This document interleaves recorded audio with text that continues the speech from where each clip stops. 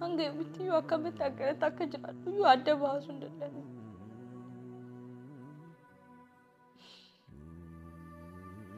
Maaltu na hubata? Innis Gondar ishee jedhama. Ani mana qullaa baadheen taa'aa jira. Waan kanatti namni na laalu kan natti tole itti fakkaata. Ana garuu keessa goote wanta baay'een natti dhaga'ama. Jiruu kana kophaa kootitti akka ittiin jiraachaa jiru natu beeka.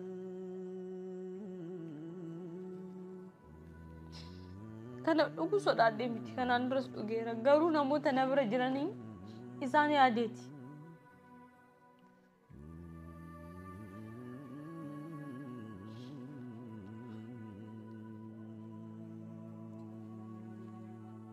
Amma ani boo'ichi nagaa hangaarraa kan gaddees gaddeera. Silaa inni waa'ee kiyya humaatti fakkaachaa hin jiru. Barakinaa kaniin walitti fidee sadanu dhugee fixee du'a koo osoo inni Gondaritti hin gahin lukti isaa Gondar osoo hin gahin ayyuun duutee jedhanii akkatti bilbilaan hin barbaadu. Ayyuun barakinaa dhugdee duutee jirti. Kottu too reeffa kee mana baasii too awwaalii akka isa jedhaniin hin barbaadu. Kana kalaas. Ani isa wajjin hanga umi.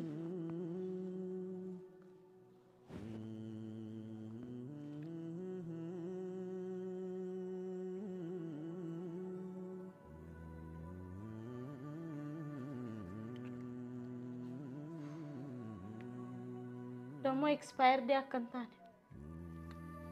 Expired day otoo hin hojjetu waan ta'eef. Dhugee booda immoo qarshii kiyya baasee nin kisaarawa. Duubaadhee nin kisaara waan ta'eef ilaaluun qaba.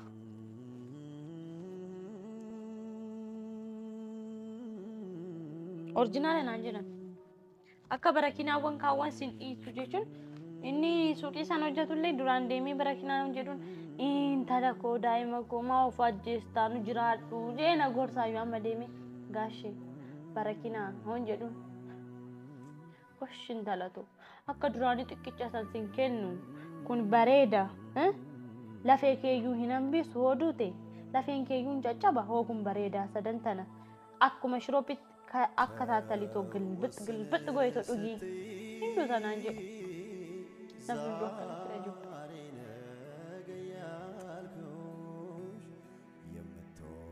Anis immoo ayyuun teechaan ka'eeka. Dhugeen al takka hundu'es nan du'a. Saayidoo bakka jirtutti nagaan haa ta'i.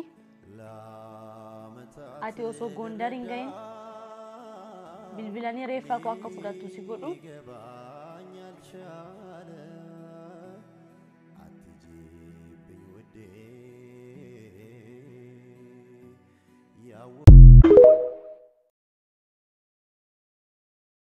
Sini ujjira kawa? Mana sih kota? Tiketnya sih murah tiket injuru, rumah jira. Tiket injuru nanti te barang mekanas. Ega, tu sanifu. Inde bam. Esi dem. Makina Gondar isa kaban. Menara kaisa. Apa nama cina kota kamal tadi? Ma. Hai. Ani bat. Hai anas. Makina mo. Apa nama nasional apa? Malif. Makina mo. Ega. Makina mande malif. La. Saido. Sih berwarna ya mau. Wallah. Qasam billah karan gerte. Lagi fodo. Gerte Maroko. Lagi fodo khatiro. Aki wa firato karan. Apa ilman kayak ya tama gudu kata beta. Malif beta mata hai. Bo kharaba dabar. Ma dir kama Lagi fodo. duti acu kau fajir sih mah. Yo guyang kita stile berdua. Ayyaran demte nagaan deebuun kootu waan guddaa makiinaa dhiisi. Arra injuru gana guyyaa lama sadii booda malee. Ayyaran deemteetu nagaan deebuun kootu waan guddaa seedo si gartee oodha. Adeero sanifu makiinaa jechuun ulfaataadha bara. Yaa kii maaltu ulfaata makiinaa karaa agam karaan guyyaa tokko deemame. Tokko miti maaliif saalaman deemne adeero. Ayyaana asan. Seedo gotaa buleso. Nu yaasi aki. Yoo ta'ellee amma miti meeta kataa itti Asi makiinaa bira naa hime yookaan gaafadhee taaksiin dhagaama. Siifin qopheessan yoo ta'ellee makiinaa mana si qopheessan. La makiinaa naati miti. Innaa hojii beekadhu. Uummata waa hojii deemee aki. Laala hin ta'u adeero tas gabbaay. Uummata waa hojii deemuu bareeda. Yaasu. Abbo buleso jiraachuun feetu. Yaa kii nu yaasi makiinaa saa mannaaraan jira miti taaksii yoo gaafadhe geesse. Baga barra iddoo qaba barra. Baga fudhu mee. Taaksii yoo gaafadhe taaksii Ishee ati qoy. Ate mara kuna asoo dhufte atam. Laa miti yoo deemte eenyu bira hidhamee. Gondari mo. Ni gaafadha. Suuraa mul'isa gaafadha. Mucoo Suuraan taatanii. Marsanii beektaa? Ha? Marsanii beektaa? Mana beekwan. Caalisa gaafadha. Obboleessatti yoo argee bilbila. Namaan tulchisatini malaawaa. Obboleessi anu dawwalee kan yaran kasne bara khagafa kan malaqa dabarsin san. Akkasii miti akkasitti waamnu. Lakkoofsi kennan beekami. Achi dhaqee na biraatti irra bilchis. Dhaamsootti si dhufe kootti dhee waamsa mucaa. Gondar eegee booda. Nduf. Dhaapu siima. Haa inni dhufu eegatiniin. Sumayyaa bar itimtee bar. Itimtee bar warri itimtee jirti bar. Beeka himoo haa himtu isiin. Eega. Hayya yaasu. Mala na beeka dhiisu akka itti mana isaanii argatu. Sedemee jaaqoo tasgabame. Tasgabbaayee tedeme. Mana akka itti argatu na beeka. Tasgabbaayee tedeme dura. Yaasu. Wanni kun gaarii dhita. Adeero ilmaan kee guddifachuun feetu. Jiraachuun feetu. Barachuun fedha kidduuti jirti. Ati dhugaadha amaariffallee yoo beekte. Amma maal beektaa amaariffallee yoo beekte garuu. Aywa.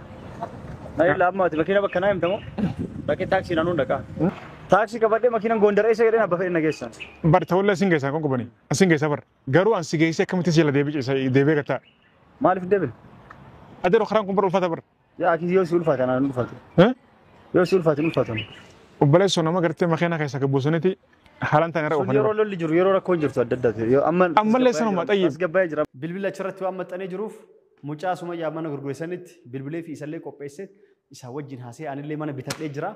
Xumuree amma immoo isiniif waa'ee manaa kana afaan Oromootiin irra deebi'ee isiniif ibsuuf namootaan bitachuu barbaadan waan hin dhabamneef tolchee waa'ee manaa kana isin himame asumaan maaliif isinilleef daawwattoota kiyyaatii kiyyaaf hin mul'isne jedhee isiniin dhufe hanga dhumaan wajjin tura biiroo seennee mucoota qopheessee jira wajjin haasofna nagaan nuuf tura.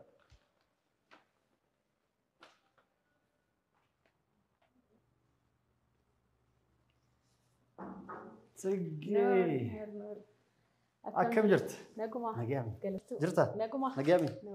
Akkam jirti? Baga nagaan. Mana keessan dambanyaa isaanii sila bitannee.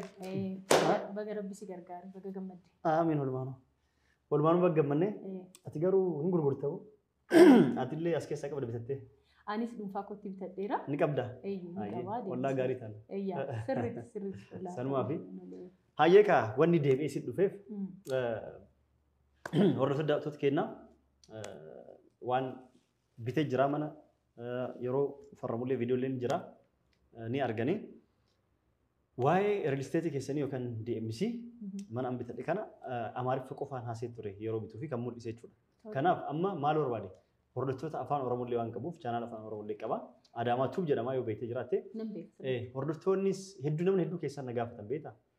Kanaan duras waan tokko yoo awwaa godhee mul'ise keessan dhufee na gaafatan. Kanaaf amma na gaafachuun isaanii oolu nama hedduu barbaada waan kan nama hedduutu iyyuu fedhii qaba garuu nam tokko amaariffa hin beekne fa'aa jira kan galleef waan jiruuf namoota hedduu waan fedhaniif namni hedduu sa'aatii ammaa immoo mana adda addaa carraqaa bituudhaan carraqaa bitaniit kan seera qabeessan alaa jechuudha kan akkasii miiliyoona fa'aa baasanii bitaniit irra deebisanii mana miiliyoona lakkaa'amuun mana irra ijaaran waan waggaa meeqa xaaran deebisanii seeraan ala ta'a harkaa jigaa jira bakka hedduu. Kanaaf namni hedduu yeroo gara Adaamaa kanaa fi bakka adda addaa magaalaa kana fa'aa ni ba'a. Finfinnee kana keessatti namni hedduu ka bitatu agarru. Kanaaf namoota hedduu amma bitachuus ni fedhanii yookaan hin gallee fi yookaan hin beeku nama bitanii hin qabanii waan akkasii jiraachuu waan danda'uuf mee hordoftoota kiyyaaf maal dhaamta? Afaan Oromootiin waa'ee real estate kan biiroo keessatti yeroo ammana bituu kan jiru guutuu waan qabda guutuu walitti akkana himtu barbaada. Tole baay'ee gaariidha. Yaada gaarii qabattee dhufte. Nutis anis immoo akka dhuunfaa kootiitti dhaabbanni kun tattaaffii guddaa kan taasisaa jirru. Kan ta'e duratti naa kaastee namni hubannoo dhabuudhaan yookaan immoo odeeffannoo gahaa argachuu dhabuudhaan karaa seera qabeessa hin taaneen qarshii isaa nyaatamaa qarshii isaa dhabaa jira. So sana hambisuudhaaf akka dhaabbataatti dursitees ni beektaa dhaabbanni keenya DMC Real Estate jedhama. Dhaabbata guddaadha waggoota 28 ol ta'eera amma erga hundaa'eeti jechuudha. Yeroo ammaa kana immoo namootni biyya keessa jiranis akkanumatti immoo namoonni biyya ala jiraatanis illee odeeffannoo guutuu argatanii akka isaan mana bitachuu danda'anii fi sooshaal miidiyaa garaagaraa fayyadamuudhaan qooquma keenyan afaan Oromootiin odeeffannoo yeroo garaagaraatti dabarsaa jirra. Atis kana hordoftoota keetiif barbaaddee dhufuun kee waanuma gaariidha. So akkuma duratti sii kaasee egaa